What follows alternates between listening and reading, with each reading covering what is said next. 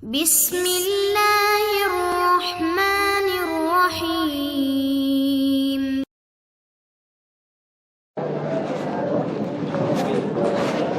Bismillahirrahmanirrahim. Baca sifatuha 1, 2, 3. Sifatuha jahrun. Ayo 1, 2, 3. Sifatuha jahrun warihun mustafil. Terus. Wadidda.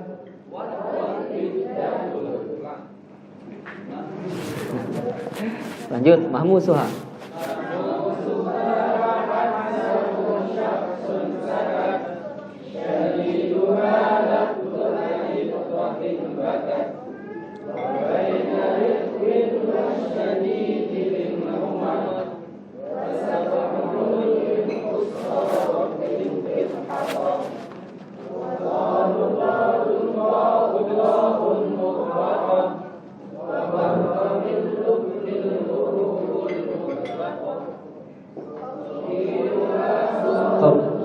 Cukup. Segitu aja dulu. Cung yang hafal ikhwan, cung yang hafal bab sifat. Hafal bab sifat?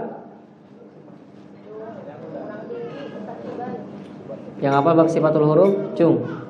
Dulu hafal 1, 2. Semuanya bab sifat hafal. Makhraj hafal.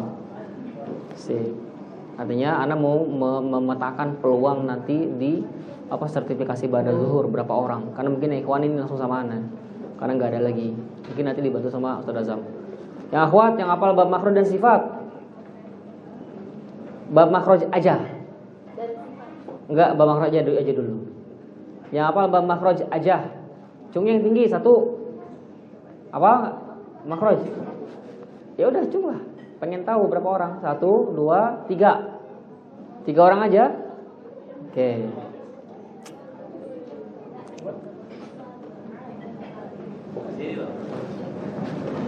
Sip, sekarang kita sempurnakan dulu ya risalah tentang sifatul huruf. Sifat yang zomblo. Sifat yang enggak punya pasangan. Hah? Jonas. Apa tuh Jonas? Sip. Dia tidak punya pasangan. Dan selalu yang tidak punya pasangan itu dibahasnya belakangan. Selalu. Huruf-huruf yang dikedepankan itu siapa? Huruf-huruf yang ada pasangan atau huruf-huruf yang sendiri? Oke, selain alif ya. Ba, tasa. Terus jim, ha, kho. Dal, zal. Ro, zai. Sin, shin. Sod, dhad, to, dho. Ain sama ghain. Terus fa, qaf. Udah sampai situ aja. Kaf sampai akhir itu jomblo semua. Nah, belakangan sih belakangan. Jadi yang jomblo-jomblo nggak tahu kalau masih ada. Nah, segeralah sempurnakan. Apanya yang disempurnakan? FL-nya. Sip. Berikutnya sofiruha sodun wazayun sinu. Yo. Sofiruha sodun wazayun sinu. Sofir. Oke, apa itu sofir? Desis. Siapa aja hurufnya? Sod, zai, sin. Nomor 1 sofir. Walaupun nggak ditulisin ya, sofir. Kita cek dulu. Sin. Coba antum ucapin dia pakai hamas, pakai rokhoa, pakai istifal, pakai infitah, tapi nggak boleh pakai desis. 1, 2, 3. Bisa? Nggak bisa. Sifat lazimah. Sod, zai juga sama, sin juga sama, sod juga sama. Sod, zai, sin. Beda sama makhraj, hanya beda di sifat. Apa bedanya sin sama sod? Bukan, tebal tinggi itu bukan di sifat ini. Nanti dia lebih di tafsir tarkik. Bukan, maksudnya bedanya sifat. Kita cek. Sifat pertama, sod sama sin. Hamas apa jahar? Hamas apa jahar? Sama-sama hamas, apa beda? Sifat kedua, rasakan, coba sin. Ngalir apa mati? Sip. Rokhwa apa syiddah? Sama-sama apa beda? Sip. Apalagi sifat ketiga? Sama-sama beda. Satu bedanya, yang satu istifal buat sin, yang satu isti'alah buat shod. Sifat keempat? Satu infitah, yang satu siapa infitah? Sin. Siapa itbaq? Shod. Sifat kelima? Sama-sama? Sifat keenam? Sofir. Sama-sama? Jadi bedanya sin sama shod apa? Ketika antum praktekin, itu aulanya buka, shod aulanya tertutup karena si posisi aula itu dimasukin sama tengah dan pangkal lidah antum. Ternyata gitu aja membedakannya. Coba sekarang sin sama zai, bedanya apa? Kok bisa bunyinya beda sih? Padahal makhrajnya sama. Coba lihat bunyi ini.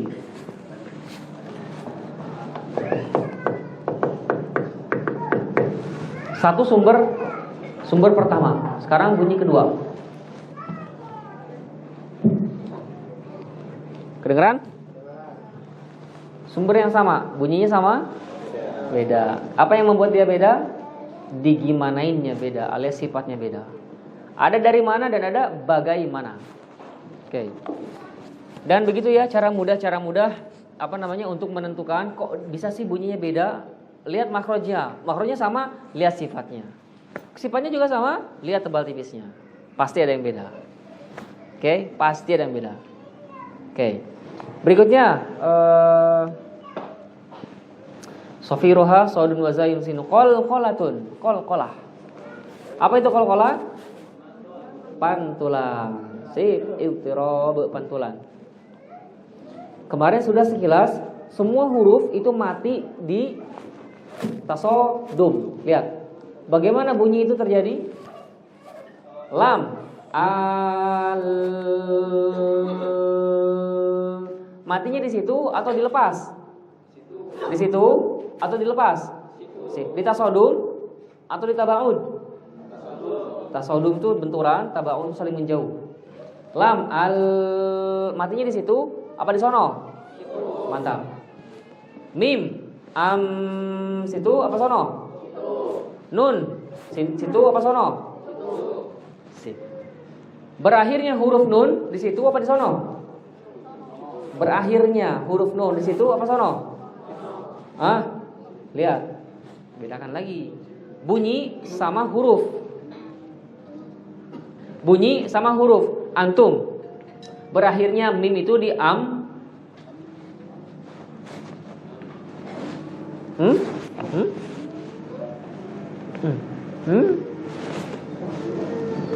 Atau di am. Yang mana? Satu am. Atau di dua am. Satu atau dua? Berakhirnya huruf. Berakhirnya bunyi di am atau di am. Bedakan berakhir bunyi sama berakhir huruf. Oke. Nanti berakhir huruf nanti indikator huruf tersebut menjadi izhar. Oke. Satu huruf ini berguna sekali, terutama di mim ketemu waw, ketemu fa, di huruf-huruf apapun lah. Lam. Oke, sih. Semua huruf itu mati bunyinya adalah di tasodum. Al lepas. An lepas. An lepas. Al hamdu alhamdu an amta sehingga tidak ada an'amta. Tidak ada pantulan. Semua huruf berakhirnya di sana bunyinya kecuali qalqalah. Qalqalah itu kalau kita gambarkan itu kayak anak panah mainan, anak kecil, oke. Ujungnya biasanya ada silikonnya kan? Oke. Panah, cepret, kena, dapat boneka misalkan. Cepret, dapat apa? Dapat minuman, dapat apalah misalkan. Si anak panah itu kalau kita tabrakin ke kaca, ada bunyi, maksudnya ada bunyi inti, Ada bunyi? Oke sip, katakanlah ada. Sekarang bandingin ketika si anak panah itu dicabut. Jadi bunyinya anak panah itu ketika dicabut apa ketika ditempelin? Ketika dicabut. Gambarnya seperti itu.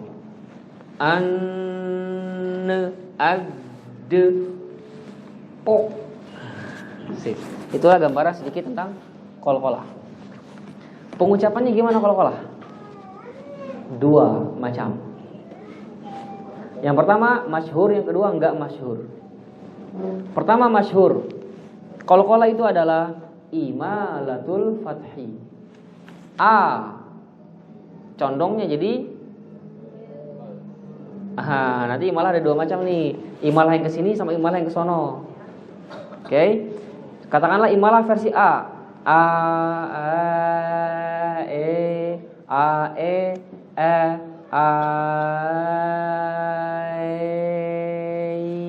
Kalau dilanjutin. Ada imalah dari sini.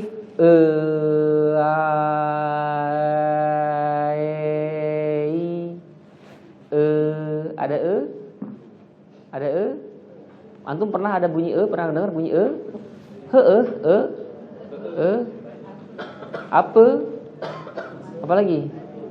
Ada bunyi ada. Itu bunyi qalqalah.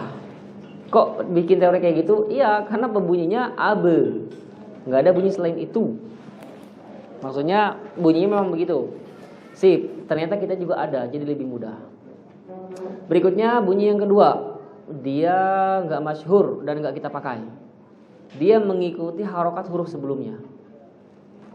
Kalau sebelumnya fathah dia menjadi fathah, sebelumnya kasroh dia jadi kasroh, sebelumnya dhamma dia jadi dhamma. Contoh, abawaba, Ibrahim, ud'u ila. Aba, ibi, ubu. Ada, idi, udu. Tapi itu terlalu rawan, beresiko. Kenapa? Karena nanti kita akan mengenal yang namanya raum. Udu, itu jadi raum nanti. Makanya enggak direkomendasikan untuk di dalam jalur ini, dan memang enggak ada bunyinya, enggak kayak gitu. Tapi nanti ada orang yang kayak gitu, ya udah biarin aja. Kita enggak ada urusan sama orang tersebut. Kecuali kalau dia minta dikoreksi dan dia minta berada di dalam jalur ini, maka kita sampaikan, jalur ini enggak begitu, gini. Bukan berarti dia salah, enggak. Hanya saja itu tidak ada di jalur ini, tidak dalam tidak dalam tanggung jawab jalur ini. Udah. Qalqalah juga terbagi menjadi dua. Yang pertama adalah qalqalah tergantung. Yang pertama adalah qalqalah huruf tafkhim, yang kedua qalqalah huruf tarkik. Siapa huruf tafkhim?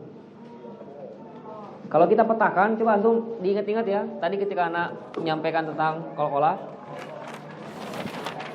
coba kita bikin peta.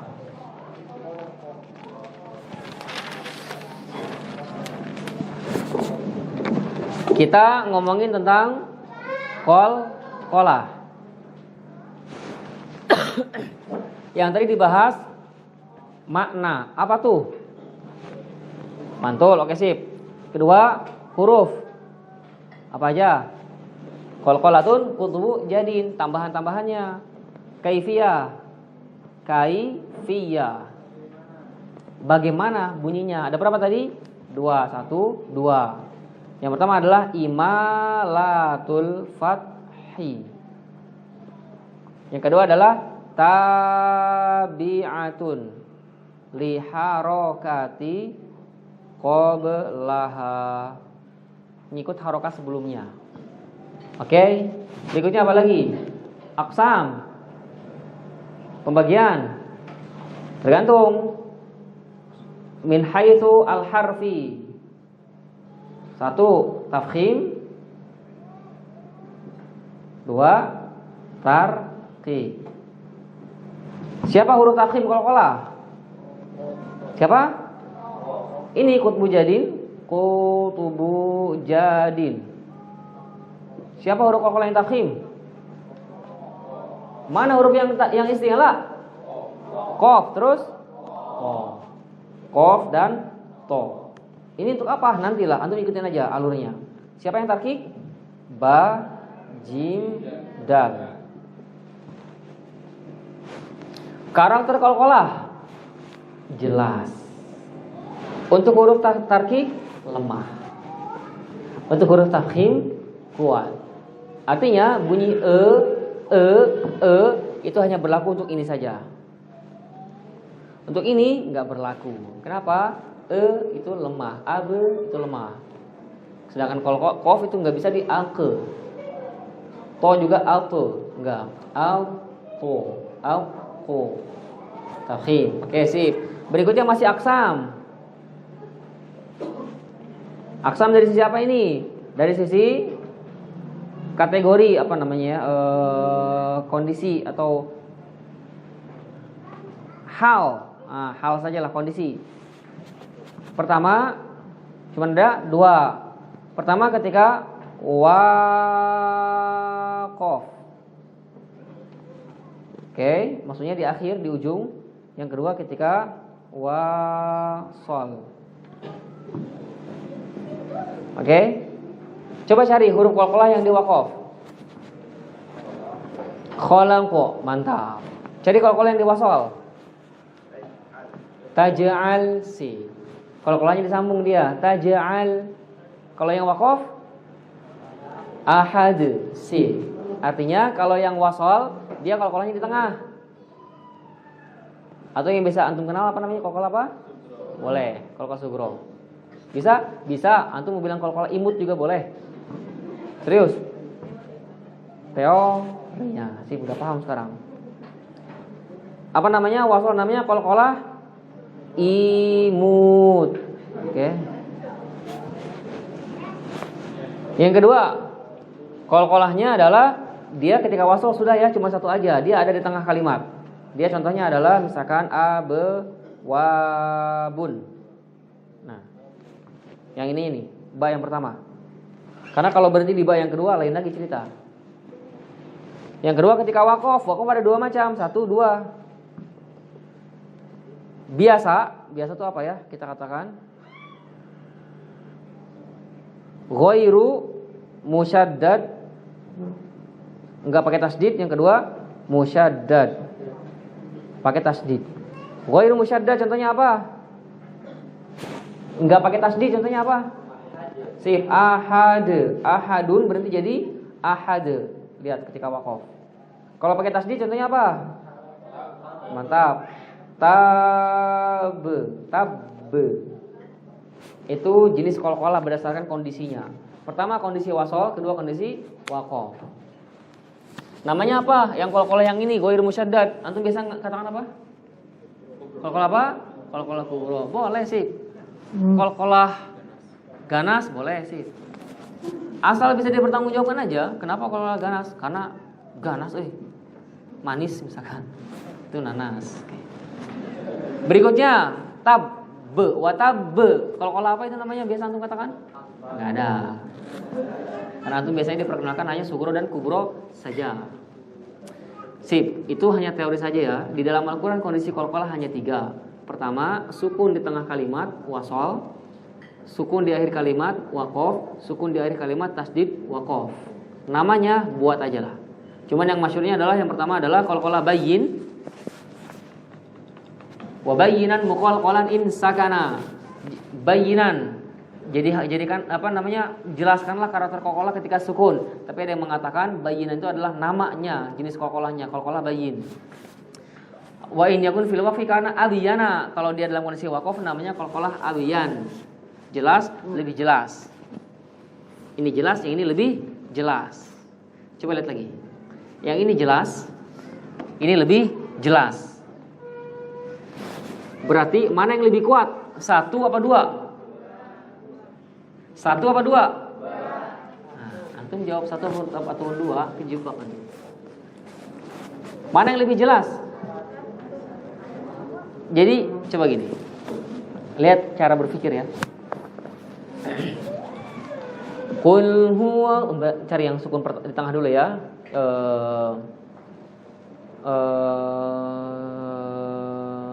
Sip. Walam yaj'al lahu yaj'al di tengah. Kalau di akhir qul huwallahu ahad. Nah, ahad. Kalau di tengah adkhala. Kalau di akhir adkhala. Kalau di akhir tasydid apa contohnya ya dal tasydid? Ahad enggak ada tuh. Cari yang lain aja contohnya. Kalau sukun tasydid al-haqqu, 1 atau 2 al-haqqu atau 3 al-haqqu.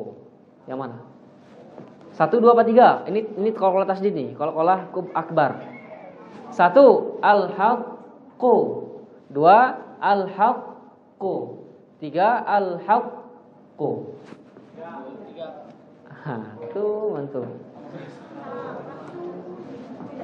Nggak ada itu semua.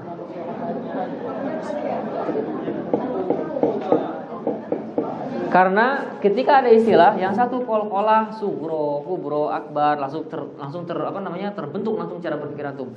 Berarti yang sugro ini pengucapannya segini, yang kubro lebih kuat, yang akbar paling kuat. Bahaya.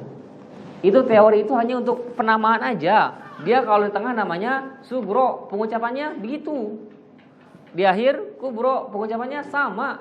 Di akhir akbar, pengucapannya sama. Hanya membedakan adalah dia ditahan dulu karena dia ada 2 huruf qalqalah.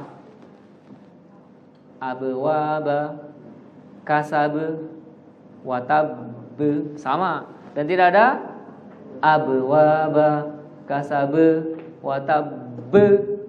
Enggak ada. Oke, pokoknya ya cara berpikir ya. Ada teori yang untuk di teori saja, bukan untuk praktek. Nih, teori buat di teori aja, bukan untuk praktek. Nggak ada hubungan sama praktek. Sugro, kubro, akbar nggak ada hubungan sama praktek. Karena dia di teori aja, memberitahukan saja kepada kita qalqalah tuh di Al-Quran ada berapa jenisnya. Prakteknya sama. Oke. Qalqalah beres. Sebenarnya ana pengen dalam menyampaikan materi itu ada dua jenis. Menyampaikan materi total dan menyeluruh, sama menyampaikan materi dikasih celah-celah untuk nanti dibuka pertanyaan. Jadi tentang kayak qalqalah ini kan sepertinya ana nggak membuka celah pertanyaan ke antum. Oke, makanya nanti kalau masih ada pertanyaan berarti keren. Karena kalaupun ada, maksudnya untuk dari tekstur bangunan yang aslinya itu udah beres. Tinggal nanti mungkin ada tambahan-tambahan. Barangkali misalkan ada perbedaan misalkan, makanya nanti disampaikan. Nanti menakarnya gimana? Nanti kita lihat. Ada uji materi namanya. Setelah qalqalah apa? Lin. Apa itu lin? Lembut. Maksudnya secara teori maksudnya adalah lembut, secara tajwid maksudnya adalah lin itu kalau ada ya atau waw sukun sebelumnya fathah itu lin. Oke? Lin. Contohnya apa? Khaufun alaihim. Gimana? Khaufun alaihim. Mana yang lin? Iya, alaihim enggak ada. Antum. Khaufun alaihim. Mana yang lin?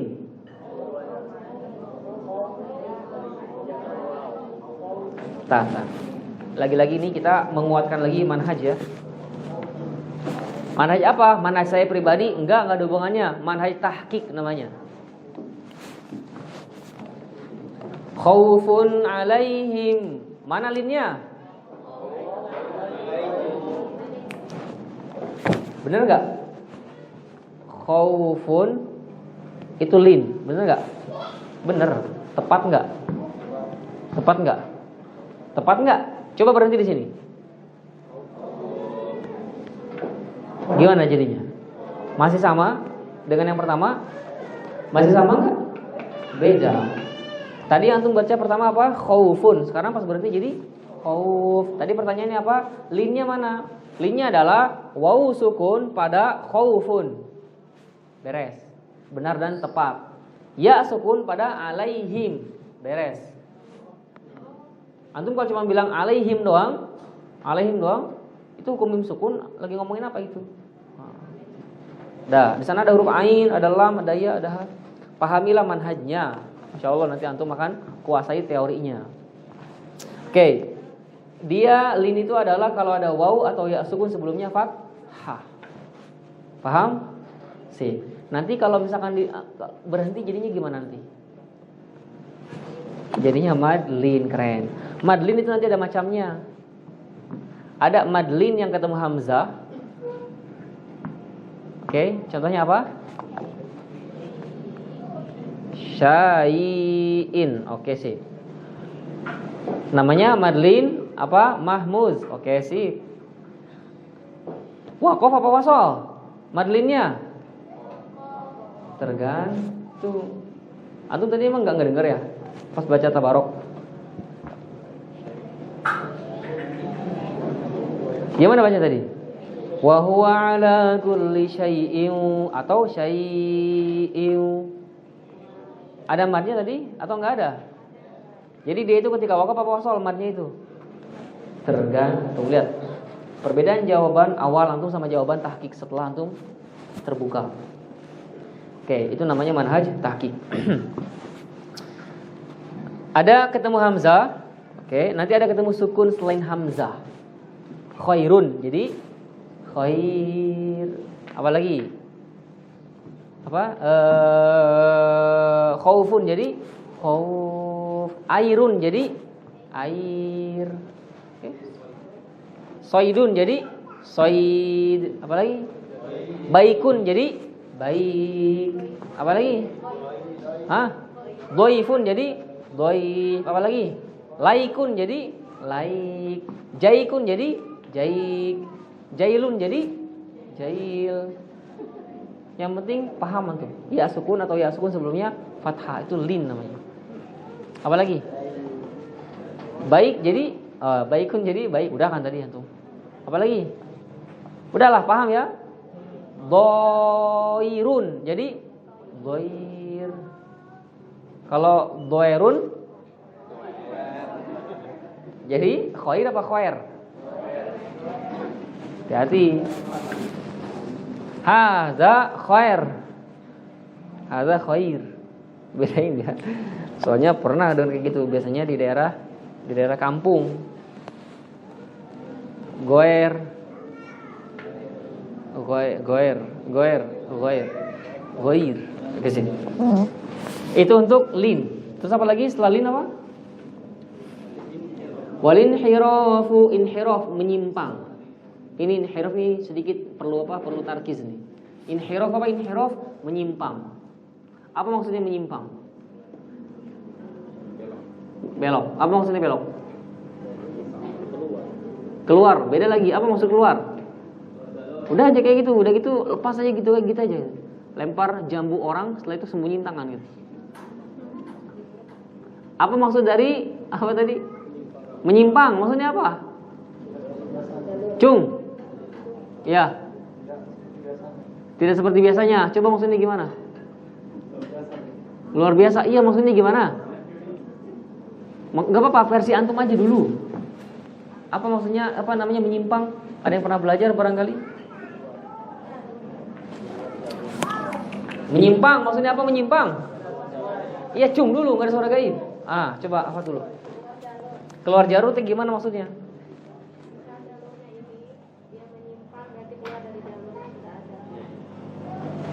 Menyimpang dari jalur ke sini tapi dia ke sono gitu. Ya, harusnya lurus tetapi dia belok. Seharusnya lurus. Seharusnya atau biasanya? Oke sih, diam dulu. Ini kan buat mentakkidkan aja. Seharusnya lurus ya. Sip. Hurufnya apa? Yang menyimpang. Tadi dulu, menyimpang itu boleh nggak? Menyimpang boleh nggak? Tergantung. Mantap. Iya, tergantung.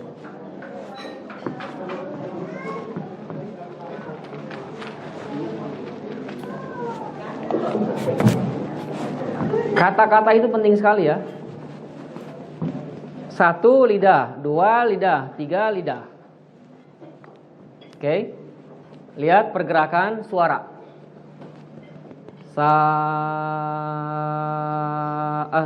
Tar. Jangan ke sini, enaknya dibunyikan dulu kita. Sin, 1, 2, 3. Oke. Ha. Sip.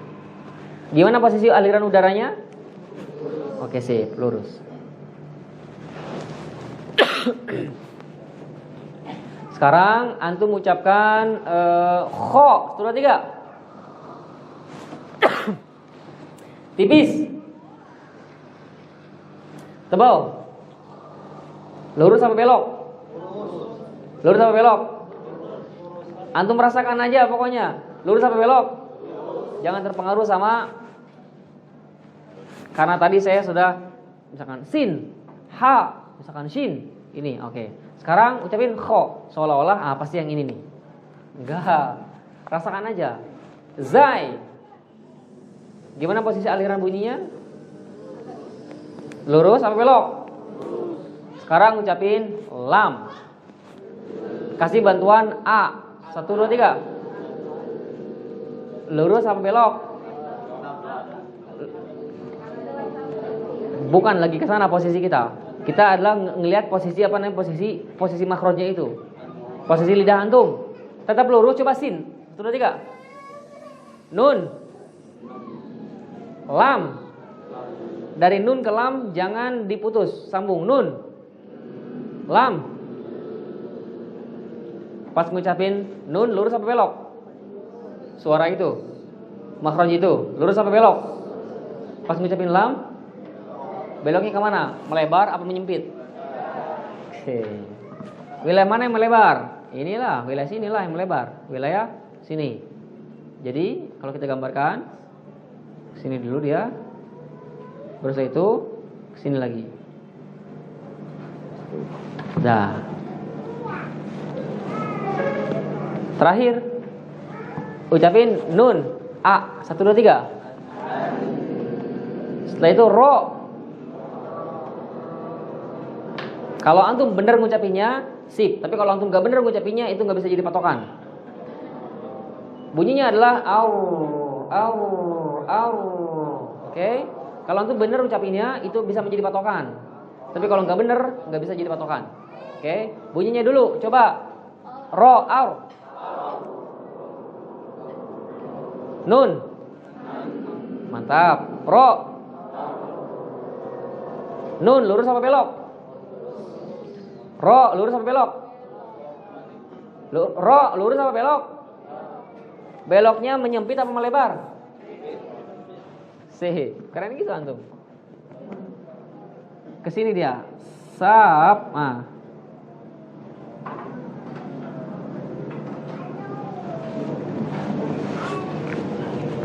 Dah.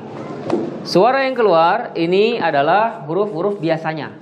Harus biasanya. Harus biasanya. Biasanya huruf-huruf itu ngalirnya lurus.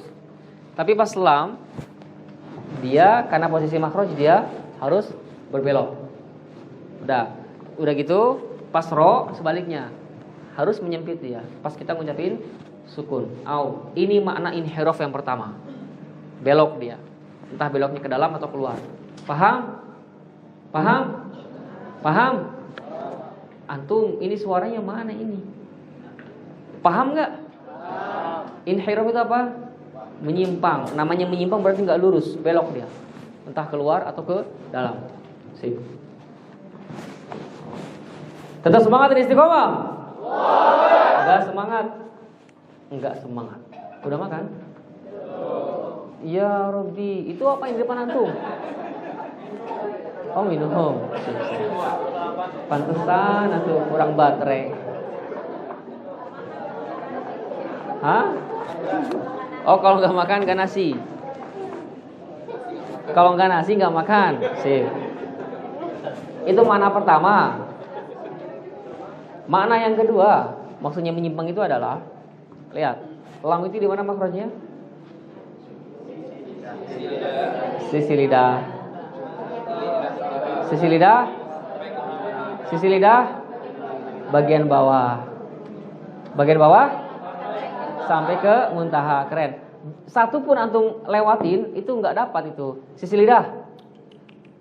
Sisi lidah bagian bawah sampai ke muntaha. Sip. Oke, ini dia wilayah lam. Segini ya. Segini dia. Ketika kita ngucapin lam, dia kan harus sampai ke muntaha ya. Pertanyaannya muntaha itu masih wilayah lam 100% atau itu udah nabrak wilayah torof, wilayah nun ke, wilayah ro ke, wilayah siapapun yang dari ujung makhraj. dari ujung lidah. Masih makhraj lam atau udah nabrak makhraj lain? Melewati makhraj lain. Karena dia melewati makhraj lain sampai dia ke muntaha, itulah dinamakan inhiraf. Ingat, ini teori. Karena memang dia kita ngucapin lam itu nggak bisa tanpa menggunakan ujung. Pertanyaannya, ujung itu makhraj lam bukan? Bukan. Karena makhraj lam itu adalah sisi bagian bawahnya. Karena ujung itu, ini ujung nih. Ini ujung nih. Ini ujung nih. Pertanyaannya, lam di sini bukan makhrajnya? Bukan. Tapi ke sini enggak? Ke sini dia. Nah, ketika dia ke sini nyentuh sini, itulah namanya inhiraf. Berhenti sampai di situ. Itulah yang diartikan di antara sebagian syurrah atau pensyarah matan Jazari. Berhentinya wal inhirafu suhiha fil lami, sampai lam aja. Karena mereka menganggap inhiraf itu hanya untuk lam saja. Tapi kita enggak pakai yang itu, kita pakai Ibnu Jazari. Wal inhirafu suhiha fil lami war ra, dan juga huruf ra. Hanya saja untuk teori ro ini, antum merasakan kalau seandainya nanti antum pas ngucapin ro pakai ujung ya, dia ujung lidah kan, agak ngelebar ke sini, oke sip, beres. Ketika antum bilang aur, ada sedikit penggunaan wilayah sisi lidah bawah, oke sip. Artinya inhiraf itu adalah sifat yang nggak bisa terpisahkan dari lam dan ro. Ucapkan sekarang lam tanpa inhiraf, tanpa menyimpang. Pakai sisi lidah aja tuh. Boleh dua-duanya, boleh kanan aja, boleh kiri aja. Tapi nggak boleh pakai ujung. Coba kasih bantuan hamzah fathah sebelumnya. 1, 2, 3. Jangan pakai ujung. Gimana aja caranya bebas. Yang penting jangan pakai ujung. Sih, beneran. Dapat apa yang antum mau?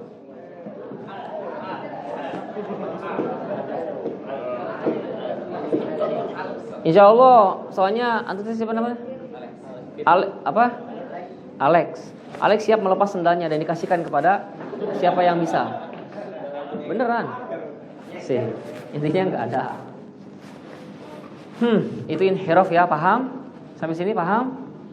Paham? Antum jangan bilang insya Allah itu ragu. Antum tahu lah orang Indonesia.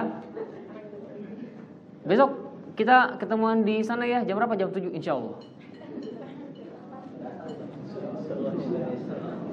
Bedakan sama insya Allahnya orang mana misalkan. Anda kenal orang Mesir misalkan. Atau katakanlah mendengar saja sih, nggak melihat langsung. Orang Jepang misalkan. Jam 7, baik. Jam 7. Insya Allah, mungkin mereka kalau diperkenalkan tentang insya Allah, itulah maksudnya insya Allah itu adalah baik, siap. Dan beneran jam 7. Besok kita mulai jam berapa? Jam 8 ya, insya Allah. Kenapa? Karena dalam benaknya, bisa ngaret dikit. Bisa ngaret kan, barangkali ngaret. Pas ditanya, kenapa kok nggak sesuai dengan jam 8? Kan kemarin udah insya Allah. Sip. Artinya di sini untuk menyatakan kita ini beneran paham atau tidak, katakan paham. Kalau enggak. Kalau masih belum paham atau misalkan masih muzabzab, cukup diam. Kalau diam tandanya, tapi kalau kebanyakan yang diam, bahaya juga. Pengen menghitung siapa yang paham dan siapa yang enggak paham. Inhiraf sampai sini paham? Paham? Oke, sip. Ada beberapa yang bibirnya enggak keluar suara, biarin. Kalau cuma 1, 2 aja. Tapi kalau semuanya sebagian besar bahaya, ulang lagi kita. Itu inhiraf. Terus apa selanjutnya? Takrir. Takrir ini mudah, takrir itu getaran, udah. Ucapkan ro tanpa takrir.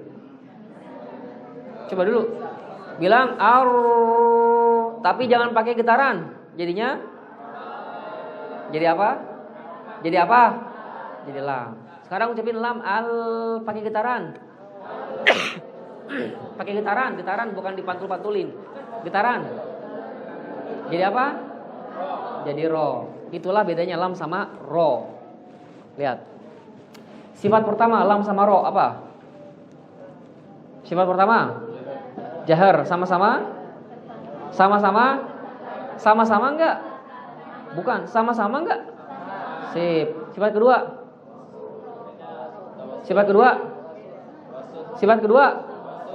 Sama-sama tawasud atau beda? Oke, sifat ketiga istifal, sama-sama sip. Antum yang langsung paham, apalagi kalau sebelumnya sudah pernah baca-baca, lebih mudah dia. Oke, tapi yang enggak juga nggak apa-apa, lihat-lihat aja, dilihat-lihat lagi. Sifat keempat invita, sama-sama. Sifat kelima idlaq, sama-sama. Sama-sama. Sifat keenam inhiraf, sama. Sifat ketujuh buat siapa? Sama-sama beda. Bedanya lam sama roh hanya di takrir aja. Jadi ketahuan sekarang ya, mudah, jelas dan detail. Kerasa gitu. Kalau sebelumnya mungkin ucapkan ini. Apa itu sifatnya? Inhiraf, tutup gini-gini. Udah gitu. Tapi kita berharap dari daurah ini adalah kita benar-benar merasakan tahqiq itu seperti apa. Jelas, detail. Berikutnya apa? Tafasyi. Apa tafasyi? Menyebar. Maksudnya? Cung, tafasyi. Ada yang pernah belajar tafasyi? Ya. Udah ada menyebar. Udah gitu doang. Maksudnya menyebar di mana? Di hidung, di mulut, di gigi? Di mulut. Di dalam mulut apa di luar mulut? Di dalam mulut. Di aula. Makanya cung gerak coba. Di dalam mulut menyebar. Menyebar di dalam mulut. Coba tutup mulut antum. Iya, sok. Di dalam mulut kan? Coba ucapin, perhatiin gimana? Itu di dalam apa di luar? Tuh, mantul.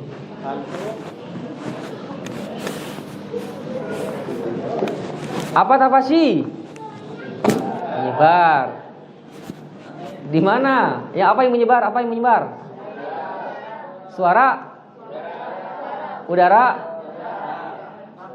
Napas? Suara dan udara? Coba sebutin aja semua, sebutin semua. Apa? Napas, cung yang napas ngalir. Cung yang napas menyebar. Mana? Enggak ada sih. Ada satu, napas menyebar. Di dalam apa di luar? Di dalam. Oke. Enggak langsung kita koreksi, biarin aja dulu. Berkreasi dulu. Setelah itu udara, cung yang udara menyebar. 1, 2, 3, 4. Di dalam apa di luar? Di dalam.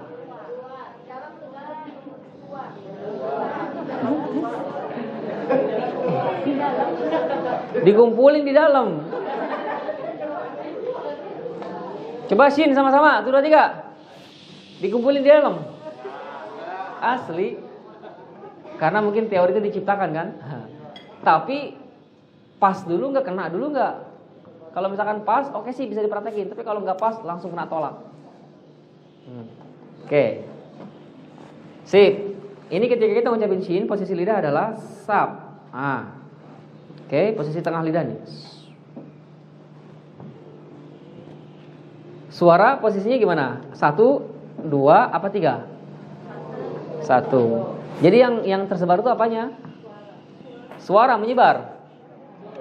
Semuanya yang berkaitan sama rohwah atau hamas. Hamas itu apa? Nafas. Kalau rohwah? Suara. Digabungkan nafas sama suara jadi hawa namanya. Atau udara boleh lah. Oke, udara umum dia. Nafas, ada terasa hembusan nafas dan juga ada suaranya mengalir. Intinya semuanya yang menyebar itu. Ada materi yang cukup unik juga, di dalam, di luar. Tadinya Ana nggak nyinggung itu, cuma karena antum ada yang bilang dalam. Ana sedikit mikir dulu dalam. Makanya dikembangkan langsung kasusnya. Dalam, cung yang di dalam, praktekin, tutup mulut antum. Bisa. Ada lagi teori baru yang lebih dahsyat. Dikumpulkan dulu di dalam, setelah itu keluarin. Biarin aja. Sip, kita lihat gambarannya ya. Ini adalah gigi. Ini gigi. Oke. Ini lidah. lidah, sep. Wah, udah gambarannya ya. Oke. Kemudian ini kaki. Sip. Posisi antum udara keluar. Oke. Hati-hati antum. Setelah ngelewatin lidah apa setelah ngelewatin gigi atau setelah ngelewatin bibir? Iya, yang menyebarnya. Menyebarnya itu setelah ngelewatin lidah, satu. Setelah ngelewatin gigi atau setelah ngelewatin bibir? Hah? Sebutin aja salah satu, nanti ada yang mewakili semuanya kok. Setelah ngelewatin lidah, berarti di sini. Atau setelah ngelewatin gigi, berarti di sini. Atau setelah ngelewatin bibir. Ini kan bisa kan gini gigi ya. Setelah gigi itu ada bibir. Nah, bibir.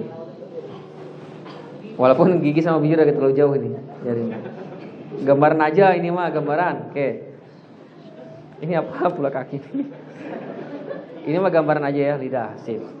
Soalnya milik onta dia kan. Jadi dia menyebarnya itu setelah ngelewatin lidah berarti di sini atau gigi di sini atau bibir di sini. Di sono. Di sini, sono, sunu. Satu, setelah ngelewatin lidah. Dua, setelah ngelewatin gigi. Tiga, setelah ngelewatin bibir. Satu, cung yang satu. Oke sih. Kok ada. Cung yang dua. Yang tinggi, biar jelas. Biarin aja. Karena ketika kita ngacung, tandanya kita punya sikap. Nah, beda sama kita diam. Kalau diam, tandanya kita muzabzab. Kesini enggak, kesana enggak. Artinya enggak jelas. Artinya kita punya sikap. Cung yang dua.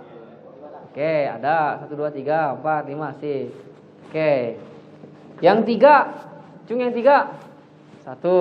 Wah, kan ketahuan. Jadi sebagian besar antum itu punya sikap atau enggak punya sikap? Ulangi, cung yang 1. Kita hitung dulu ya. 1, 2, 3, 4, 5, 6, 7, 8, 9, 10, 11. Kalau peserta ini katakanlah ada 30. Ada yang 30? Yang sekarang hadir. Yang sekarang hadir 60. Yang sekarang hadir 60. Sip. Tadi berapa persen? 7 ya? 11. Sip. Sisa berapa? 49. Cung yang 2. 1, 2. Yang udah ngacung jangan ngacung lagi. 1, 2, 3, 4, 5, 6, 7, 8, 9, 10. Sip. Dah. Berapa? 21. Sisa tinggal? Masih. Berarti semuanya 3. Cung yang 3. Oke sih. Cung yang gak ngacung. Tuh. Sip lah. Coba ucapin shin sama-sama ya. 1, kasih bantuan hamzah fathah sebelumnya. 1, 2, 3. 1, 2, 3. 1, 2, 3. 1, 2, 3. Sip. Udah? Sekarang lagi kasih sikap. Udara itu menyebar itu setelah 1, 2, apa 3? Cung yang 1. Kalau belum kerasa antum praktekin lagi aja. Udah, oke, sip. Nambah ya angka ya. Coba cung. Yang tinggi. 1, 2, 3, 4. Ngacung enggak? Biru enggak? 1, 2, 3, 4, 5, 6, 7, 8, 9, 10, 11, 12, 13, 14, 15. Oke, nambah pengikutnya. Sip. 2, cung yang 2. 1, 2, 3, 4, 5, 6, 7, 8, 9, 10. Ngacung enggak? Gini doang. Ini ngacung gak nih? 10, 11, 12, 13, 14, 15, 16, 17, 18, 19, 20, 21, 22, 23, 24. Banyak 3. Nambah pengikutnya sih. Cung yang 3 setelah ngelewatin bibir. Lah, hilang. Tadi ada perasaan. Oke, 1. Kalau udah kayak gini, ini nggak berlaku lagi siapa yang paling banyak dia pasti menang. Oke sih. Ana baru tahu sekarang kenapa banyak orang bibirnya kena angin puyuh pas ngucapin shin atau kena badai. Lihat, ini kan udara di sini masuk sini. Dia belum juga ngelewatin gigi, udah nyebar. Kebayang nggak tuh? Kebayang nggak? Gimana nyebarnya? Berarti si giginya ikut kena badai juga gitu. Oke sip. Sekarang yang milih yang kedua. Setelah dia nyebarnya setelah ngelewatin gigi. Jangan-jangan dia memang pelaku. Makanya kenapa bibirnya itu set. Bah. Setan.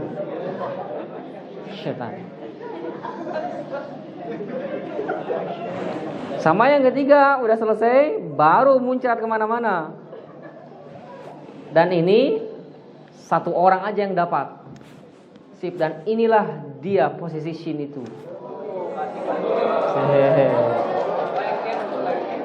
Mantap, langsung disalamin. Lengkeng. Tuh. Oke. Sekarang baru ketahuan kan kenapa banyak orang kena badai bibirnya. Sip, karena ternyata ada yang menteorikan dia menyebarnya adalah setelah ngelewatin gigi. Pantesan aja bibirnya kena efek setrum. Oke. Tapi kalau seandainya dia nyebarnya adalah setelah ngelewatin semuanya, aman. Sambil senyum pun bisa. Itu yang nyebar di mana? Kerasa ada efek bibir? Nah, sip. Itu tafasyi, nyebar. Setelah itu apa lagi? Istitolah, terakhir. Dho dan istadil. Dho itu istitolah. Apa istitolah? Memanjang. Sip, keren. Kenapa dia dikatakan istitolah? Ini teori ya. Karena satu-satunya huruf yang akan atau makhrajnya terbentang dari awal sampai akhir itu hanya dho. Coba lihat. Ada nggak huruf lain yang makhrajnya terbentang? Misalkan tenggorokan, semua tenggorokan dia kuasain. Ada? Nggak ada. Ha, cuma tengah doang wilayahnya dia. Ghain cuma bawah doang. Lam cuma sisi lidah bagian bawah doang. Dhod, lihat, dari ujung sampai ujung itu dhod. Tengahnya, lihat tengahnya nih, tengahnya. Ujung lidah terangkat. Karena dia punya sifat atau makhraj lidah sisinya harus terangkat. Oke. Kemudian tengah belakang terangkat lagi. Lihat, semuanya terangkat.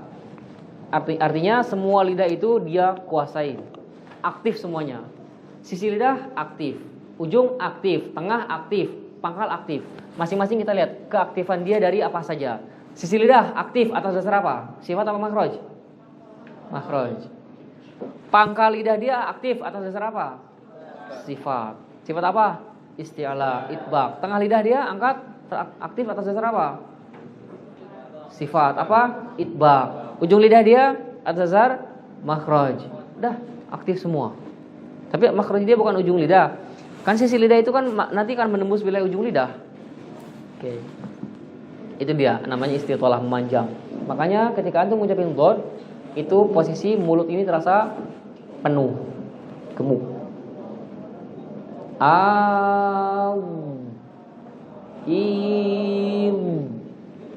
Dah, itu sifat. Terakhir tafkhim tarkik. Apa tafkhim tarkik? Tafkhim tarkik itu adalah semua huruf yang berarti kita back lagi ke sini. Semua huruf yang di sini isti'ala itu semuanya huruf tafkhim. Wa harfal isti'la'i fakhim. Huruf-huruf isti'la itu tafkhimkanlah. Dan semua selain isti'la ini tarkik. Faraqqiqan mustafilan min ahrufi. Semua huruf istifal itu tarkik. Oke? Kecuali alif, lam dan ro. Nanti tersendiri lagi dia, panjang lagi pembahasannya. Oke? Kemudian dari huruf tafkhim ini kita bagi menjadi dua. Tafkhim isti'la yang itbaq, isti'la yang enggak itbaq. Isti'la yang itbaq dalam kondisi apapun dia tebal. To ti tu alto. Oke, tebal semuanya. Harokat fathah, dhamma, kasrah, sukun. Tapi kalau yang istilah ini, istilah yang enggak itbaq, dia nanti akan menerima karakter lemah. Kapan? Salah satunya ketika mereka kasrah. Qi enggak boleh qi enggak. Qi waqila enggak boleh waqila. An qibalatihim enggak boleh an qibalatihim. Lihat, sampai segitunya dijaga Al-Qur'an itu. Khitamuhu misk. khitamuhu khi dan nggak boleh khi kemarin udah. Ghain juga sama ri. Ketika kasroh. Kenapa? Karena kasroh adalah harokat paling lemah. Terakhir, ghain sama kha sukun sebelumnya kasroh. Ikhtalafa, ikhtarofa, nggak boleh. Ikhtalafa, ikhwana, nggak boleh. Ikhwana, ikhtarofa, nggak boleh. Ikhwana, mau kasrohnya asli ataupun palsu, nggak boleh. Nggak boleh. Ikhtalafa, ikhtarofa, kecuali satu, kalau ketemu huruf tafkhim. Ikhraqo, ikhroja, nggak boleh lagi ikhroja. Oke, rekamannya sudah ada rekamannya. Nanti bisa diputar-putar lagi aja kalau ada yang kurang jelas. Segitu dulu. Selesai bab sifat. Alhamdulillahirabbil alamin. Selesai juga ternyata ya. Kirain nggak selesai. Tapi nggak tahu berapa persen yang kena tangkap sama antum. Siapa yang belum paham atau yang belum tanyain, tanyakan. Cek.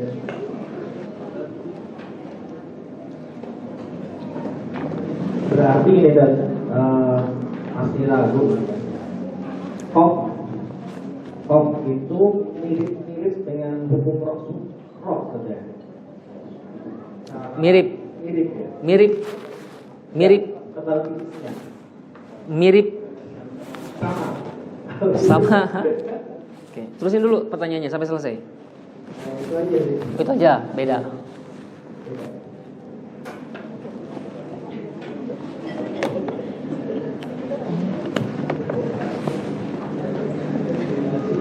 Udah? Ada lagi?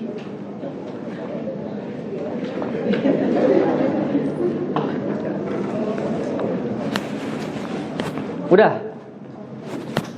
Ada lagi? Coba di itu dulu, dikumpulin dulu beberapa orang yang mau bertanya. Satu sesi 3 orang. Setelah itu kita break dulu dan atau closing dulu. Apa maksudnya closing materi ya? Karena siang setelah zuhur itu adalah agendanya adalah sertifikasi atau upgrading. Tasmimatan, bab makhraj wajib, bab sifat utama. Kalau bisa hafal setoran juga, ada catatan poin tersendiri. Baru setelah itu huruf. Yang belum hafal, apalin. Tapi nanti nggak dapat kesempatan buat setor, ada nanti insya Allah. Karena setelah yang setor sama kami, sama saya misalkan, nanti dia akan dapat amanah baru, yaitu siapa di antara antum yang tadi sudah hafal, setor sama orang tersebut. Kan dekat sama-sama di Lampung. Sok 3 orang dulu untuk sesi pertama yang mau bertanya.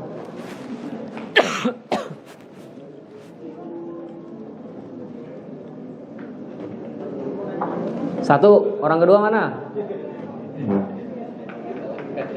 2 nggak ada. 3, 2 ada. Orang ketiga ada yang mau disampaikan? 3 ada. Sip, 3 orang dulu aja. Ayo.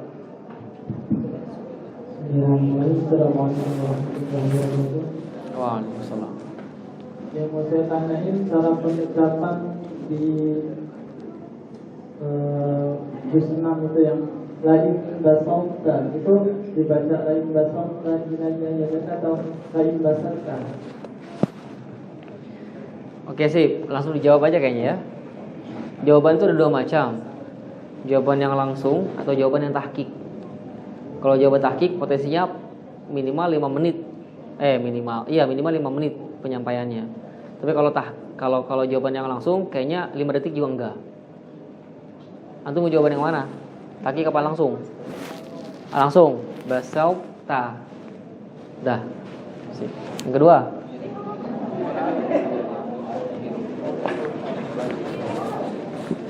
Mana tadi pertanyaan, Chat?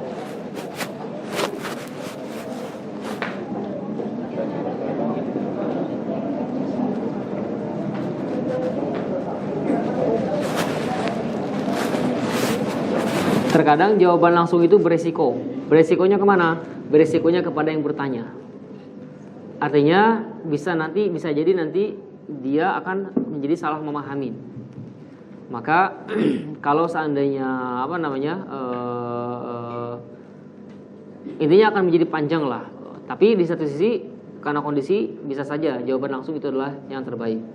Tapi di sisi lain jawaban tahqiq itu adalah yang terbaik. Bedanya hanya saja kalau jawaban tahqiq itu menutup segala celah-celah penyimpangan-penyimpangan dalam analisa. Tapi kalau jawaban langsung itu celahnya sangat terbuka sekali. Oh, karena itu ngucapin kayak gitu akhirnya bikin teori-teori yang gimana gitu. Oke. Sip, soal kedua. Baik. Pertama bertanya tentang kan tadi beberapa waktu yang lalu saya sering mengucapkan suara hakiki ya. Sebenarnya kalau misalkan kita tahu itu benar begitu ya. Suara hakiki kan yang memang benar ya gitu ya. Maksudnya kita nggak bisa pun kita tahu itu benar begitu ya Syekh ya. Iya lah. Jadi ya tergantung dulu. Iya gitu kan. Jadi terus begitu kita ucapin kok ternyata nggak benar begitu ya. Padahal kita tahu loh itu benar orang mengucapkan itu gitu ya. Sampai kita melihat pokoknya begitu gitu. Tapi ucapinnya susah begitu. Nah itu faktornya. Mohon penjelasan lagi Syekh. Mantap. Yang kedua di surah mungkin penjelasan juga di surah Al-Rum itu yang bisa dibaca dengan domah satunya bisa dibaca dengan fathah. Yang mana? Belum ketemu suratnya nanti tuh. Apa? Ayatnya belum ketemu. Mungkin Syekh udah nyambung ya? Ya, Anda tahu, cuman cari dulu ya biar yang nanya juga paham. Dokun sama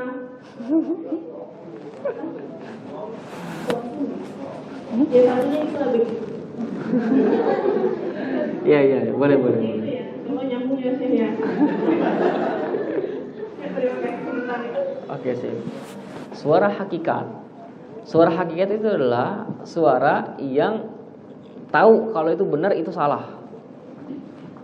Dan itu salah satu indikatornya adalah semua orang misalkan dalam banyak orang itu misalkan 2 tambah 2 5 apa 7 diam semua. Tanda ada yang salah. Kalau nggak pertanyaannya, pemahamannya. Tapi kalau misalkan 2 tambah 2 4 apa 6 langsung 4 suara hakikat. Itu contoh sederhananya lah. Tapi bisa kita pukul rata nggak untuk semuanya? Lihat dulu kasusnya. Saya ngucapin sin. Oke, saya ngucapin sin. Ihdinas siratal mustaqim. Sin bukan? Sin bukan? Tuh, itulah surah hakikat. Tapi saya susah ngucapinnya, itu lain lagi cerita. Itu proses namanya. Proses karena kita bisa aja misalkan paham cara ngucapin apa tadi? Betik mangan apa tadi? Mantap itu apa namanya? Mantap. Oke. Hah? Harus dibuka dulu sih.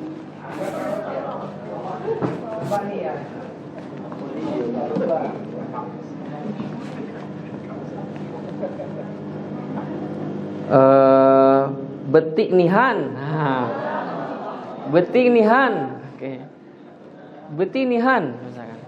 Mungkin dalam pengucapan saya itu ada yang salah, antum tahu. Oke. Tapi ketika saya ngucapin itu kita lagi dalam proses, artinya antum akan paham dan memaklumi. Oke. Kalau pajubu. Kalau artinya adalah sudah, walaupun nggak tahu benar nggak saya ngucapin itu. Paju itulah saya masih agak pusing. Paju itu artinya makan. Bu itu adalah nasi. Udah makan, tapi nggak mesti harus nasi. Jeruk itu juga bisa dikatakan bu ya. C. Ada B, ada B, ada B. Beda lagi itu ceritanya. Nah, orang Aceh atau katakanlah di sinilah orang Lampung atau antum lah ya, suara hakikat tahu ini nggak benar. Yang benar itu adalah begini. Yang betul adalah begitu. Tapi pas coba praktekin, pas prakteknya saya masih belum bisa juga. Itu lain lagi ceritanya. Karena kalau yang mempraktekkan dia proses, dia nggak mesti harus fasih. Tapi kalau misalkan sesuatu benar atau salah, setiap orang itu fitrahnya dia tahu mana benar mana salah. Kecuali yang belum pernah sampai kepadanya ilmu atau pengetahuan, itu lain lagi. Maka dia nggak bisa menakar sesuatu. Setelah kita pelajari tentang sin, shin, shod, makhraj dan sifat ya, saya akan katakan huruf shin itu ngucapinnya adalah a'udzubillahi minas syaitoni. Betul atau tidak? Langsung tahu antum dan seragam antum bilangnya. Tapi kalau seandainya misalkan huruf dengan makhraj pangkal tenggorokan itu adalah ha. Betul atau tidak? Antum diem kan? Tandanya antum ragu. Kenapa? Karena saya ngucapinnya nggak jelas. Huruf dengan makhraj pangkal tenggorokan adalah ha. Betul atau salah? Antum bareng seragam semuanya mengatakan. Karena antum udah tahu. Sekarang praktekin coba antum ha. Saya juga masih suka kena siluman. Itu lain lagi cerita. Ha pangkal tenggorokan betul? Ha pangkal tenggorokan betul? Diam antum. Sip. Itu dia yang pertama ya. Yang kedua, Allahul ladzi khalaqakum min dha'fin tsumma ja'ala min ba'di dha'fin quwwah. Halaman paling terakhir surat Ar-Rum. Buka.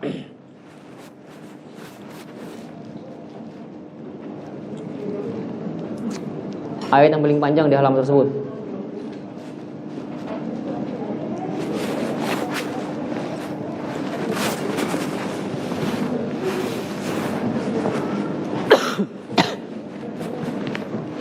Oh, pas banget. Infokusnya tolong nyalain ya.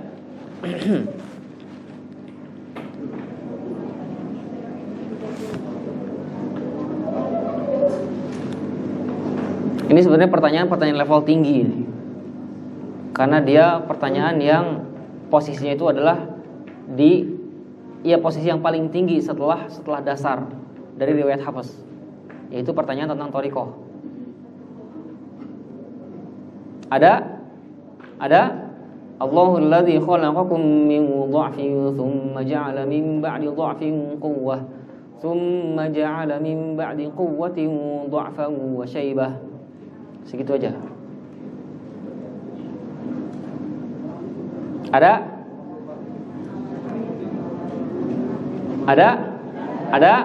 Sih. Coba kita lihat dulu sama-sama tulisan mushafnya.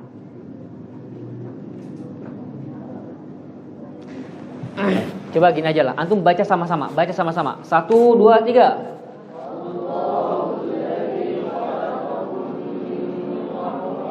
Bareng dong. Kalau ada gunnah di sana, gunnah berapa harokat, berapa huruf, ambil kayak kemarin. Ulangi, Allahu.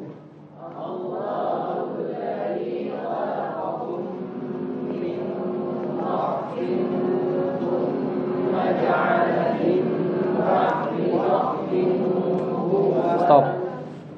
Lanjut.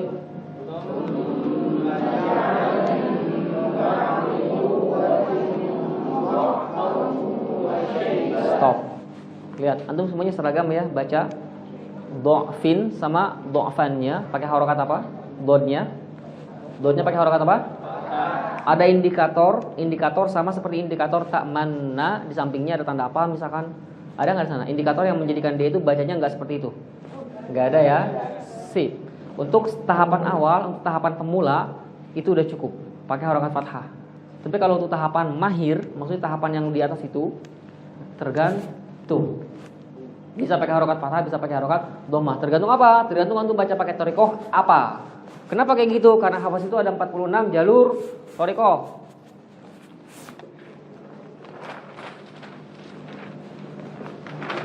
Kalau ini jawaban ini nggak bisa, ini jawaban langsung. Tapi bersyukurlah antum sama penanya, karena ada pertanyaan ini antum jadi tahu. An-Nabiyyu sallallahu alaihi wasallam, oke? Ini Jibril dari Allah Ta'ala. Nabi kemana? Sahabat siapa aja? Ada Utsman, ada Ali, ada Ubay bin Ka'ab, ada Ibnu Mas'ud, dan ada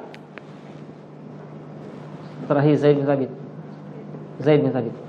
Mereka 1, 2, 3, 4, 5 ke Abu Abdurrahman As-Sulami.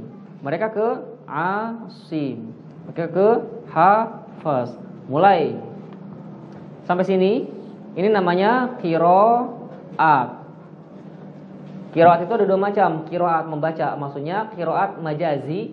Antum baca Al-Quran, antum adalah seorang qori, pembaca Al-Quran. Ada qiraat hakiki, bacaan yang disandarkan kepadanya. Inilah qiraat hakiki, kayak imam bacaan. Yang mengambil bacaan dari imam namanya riwayat, rawi, pembacanya rawi. Oke, bacaannya riwayat. Makanya riwayat Hafiz, riwayat Syu'bah, qiraatnya Asim. Di bawahnya ada dua Hafiz itu. Tapi katanya 46. 46 itu menanti kalau di total. Oke. Hafiz ada dua, ada Ubaid bin Sobah dan ada Amr bin Sobah. Ubaid bin Sobah ada Ahmad bin Sal Al-Ashnani. Al-Ashnani ada dua, ada Al-Hashimi, ada Abu Thohir. Amr bin Sobah ada berapa? Ada dua, ada Al-Fil sama ada Zar'an. Al-Hashimi ada berapa? Ada 1, 2, 3, 4, 5, 6, 7, 8, 9, 10 total. Di sini ada Syatibi. Abu Thohir ada berapa? 1, 2, 3, 4, 5, 10 total. Al-Fil ada berapa? 1, 2, 3, 14 total. Zar'an ada berapa? 12 total. Jumlahkan berapa? Nanti setelah ini kita lihat kitabnya. Jumlahkan berapa? 46. Ini adalah jalur thoriqah yang ada di Hafiz. Salah satu pembahasannya adalah tema yang dibahas adalah lafaz-lafaz yang dibahas adalah ini dhaf ini bacanya gimana? Pakai dhamma apa fathah? Ini ono unu misalkan, ini ono unu misalkan bacanya pakai fathah, fathah dia. Harus fathah, enggak boleh dhamma. Ene ini Ene ono misalkan bacanya pakai dhamma, harus dhamma, enggak boleh lagi fathah. Oke. Kita lihat. Ini lihat.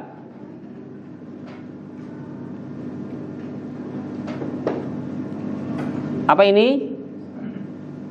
Baca Al-Hashim, ini adalah tabel, oke, tabel yang lihat di sana ada thoriqah yang besar tuh. Ada yang 10, 14, 12.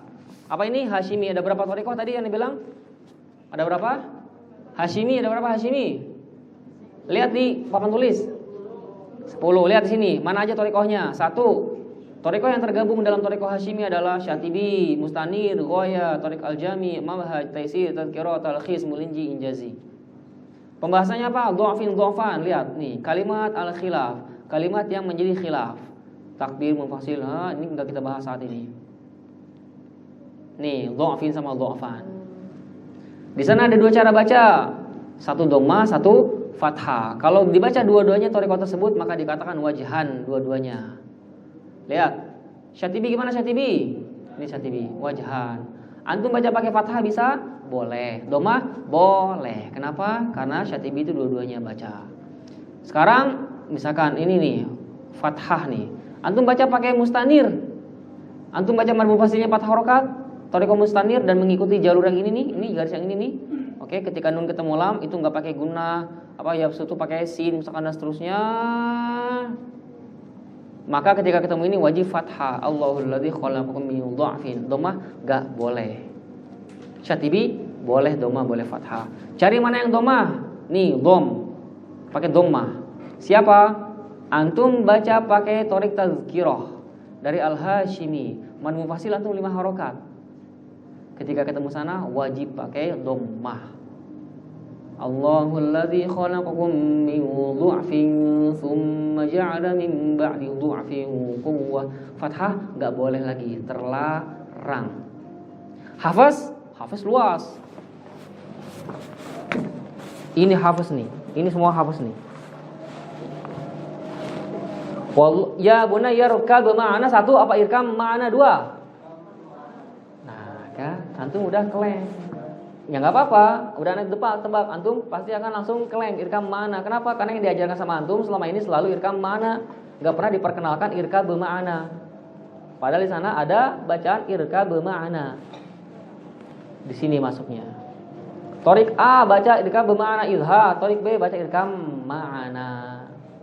Ketika antum baca torik jalur A, torik A misalkan irkab bermakna izhar, wajib irkab bermakna. Irkab mana haram riwayatan, enggak boleh, terlarang.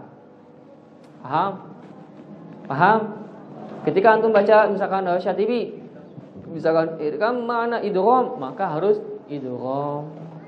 Satu, man amana billahi wal yaumil akhir, atau dua, man amana billahi wal yaumil akhir. Yang mana? Satu atau dua? Kalau sudah dikaji ini jelas langsung terbayang. Tergantung. Memang ada hafaz yang baca kayak gitu? Ada. Dah, cukup ada saja. Nanti siapa yang penasaran datang sama Anda. Oke. Pertanyaan kedua, solve. Pertanyaan level tinggi sebenarnya ini, keren pertanyaan ini. Hah? Sip. Oh iya, pertanyaan ketiga belum ya. Berarti pertanyaan ketiga seperti apa sih? Oh, udah terjawab. Mantap berarti. Sekali ngedayung 20 sampai. Alhamdulillah. Jadi nanti metodenya seperti ini ya. Untuk yang ahwat kita akan bagi menjadi dua. Langsung aja dibagi dua sama panitianya boleh. Yang satu nanti sama Teh Putri. Yang satunya lagi sama Miwanti. Oke. Yang ikhwan, kalau ada yang sudah hafal matan jazari bab makhraj, bisa langsung ke depan sama aneh langsung insyaallah. Atau setorkan dulu sama Tadazam nanti untuk matan jazari bab makhrajnya aja dulu. Yang sifat itu diutamakan saja. Selesai dari sini baru tasmi ke ana nanti kalau udah direkomendasikan. Bisa dipahami? Sip. Insyaallah syahadanya langsung ditulis ketika antum selesai huruf. Kita cukupkan dulu dengan alhamdulillahirabbil alamin.